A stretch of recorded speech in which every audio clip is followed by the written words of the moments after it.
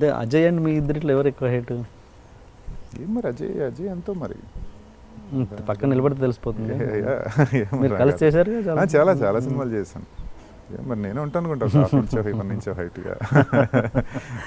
Okay okay. అంటే మీరు ఇద్దరు అంటే చాలా మంది కంపేర్ చేసుకుంటే అజయ్ అండ్ సుబ్బరాజ్ని ఎక్కువగా కంపేర్ చేసుకుంటారు జనాలు, ప్రేక్షకులు కూడా.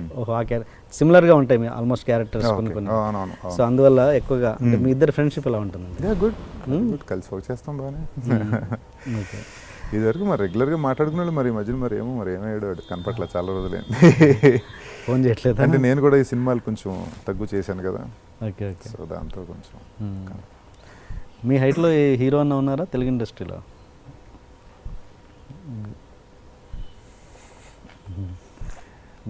వేణు ఉండేవారు, ఆయన మంచి హైటే. గోపీచంద్ మీ అంత హైట్ కదా? కదా. నాగార్జున గారు నాగ్ గారు కూడా ఏమన్నంటే నేను it's been while like work with him, but ఆయన 6'3" అయితే I don't think so. Prabhas ఉంటాడు 6'2" ఐ థింక్. రాణా 6'2.5" ఉంటాడు. నా మీద 1/2 ఇంచ్ తక్కువ. ఇది బాగా తెలుసు నాకు, ఎందుకంటే లీడర్ చేసినప్పుడు ఎక్కువ ఎక్కువ మాకు ఆన్ పార్ చేశాం కదా. సో రానా మీకంటే తక్కువ అంటే కదా, he got huge gigantic personality compared to.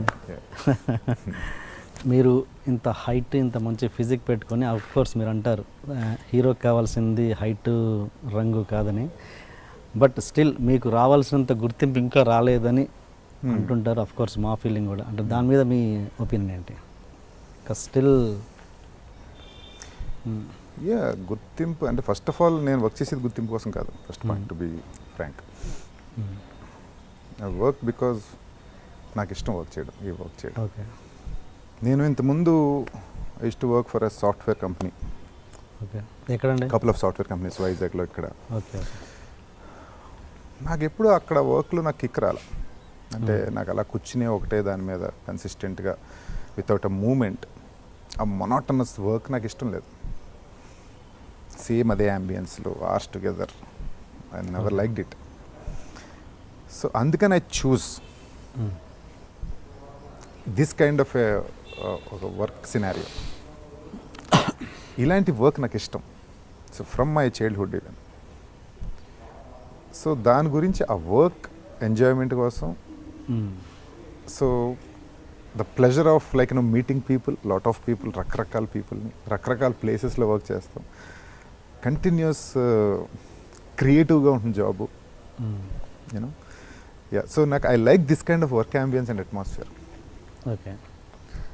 So మీరు క్యారెక్టర్ చూస్ చేసుకునేటప్పుడు అసలు ఏమి అడిగారంట, నిజమేనా? Yeah, that's what I'm telling. I love to work this kind of work. అలా ఇలా ఏమో నాకు తెలీదు. ఎందుకు అడగరంటే అడుగుతా, అంటే I will understand the nature of the character and I will work on it.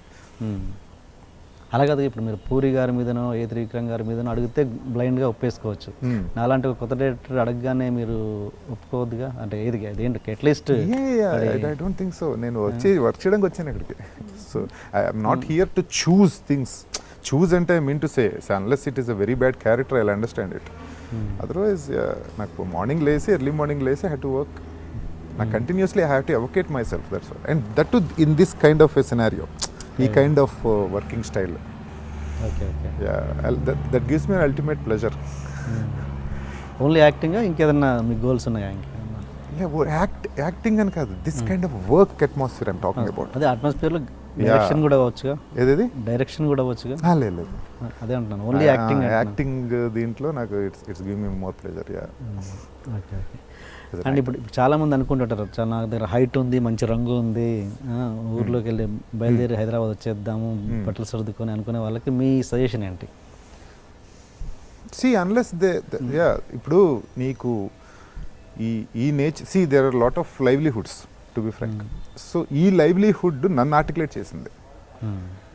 So నాలాగా if really it articulates your choice of this kind of work, you have to come. Otherwise నరకం కదా. నీకు అనుకున్నది చేయలేనప్పుడే కదా మనిషికి హెల్ అనేది ఏంటో కనపడేది.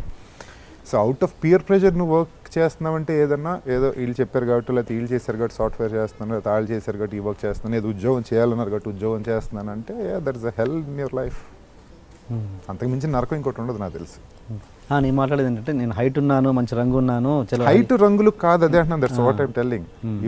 If this profession really articulates your heart and your mind, you have to do it. Otherwise అంటే దాంట్లో అవగాహన తెచ్చుకోవాల్సింది ఏంటంటే, నాకు తెలుసా మీరు అన్న ఆ బయలుదేరి వచ్చేవాళ్ళు ఇంకొకడు ఎవడో చెప్పాడని కాదు. That's the point, have to be noted. ఎవరెవరో 100 చెప్తూ ఉంటారు. నీ హార్ట్కి, నీ మైండ్కి, if that really hits you, ya this is my thing. రంగు, height doesn't matter in acting. Personality, అందం, it doesn't matter in acting. It's only what your heart drives, I feel. మీ బిగినింగ్ డేస్కి వస్తే మీరు వైజాగ్లో మీరు ఒక బార్ మెయింటైన్ చేశారా? బార్ ఉందా? లేదా మీ ఫ్యామిలీకి సంబంధించి? ఏం లేదు. అలాంటి బిజినెస్లు ఎప్పుడు లేవా? బట్ ఆ టైంలో మీరు వైజాగ్లో బాగా గ్యాంగ్స్ మెయింటైన్ చేసేవారు. గ్యాంగ్స్ ఇక్కడ ఈ షోలో మీరు చాలా ఓపెన్ అప్ అవ్వాలి. Yeah true. నాకు వైజాగ్ నేను వెళ్ళింది 98లో వెళ్ళాను. కొన్ని రోజులు అక్కడెక్కడ ఏదో చిన్న చిన్న జాబ్స్ చేసుకున్నాను. తర్వాత ఒక ఫ్యూ ర్యాంప్స్ చేశాను, modelling ramps, because that gives me happiness.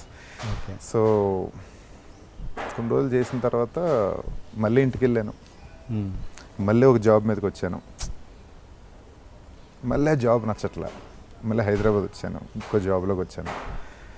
ఇక్కడ అది నచ్చట్లే. సో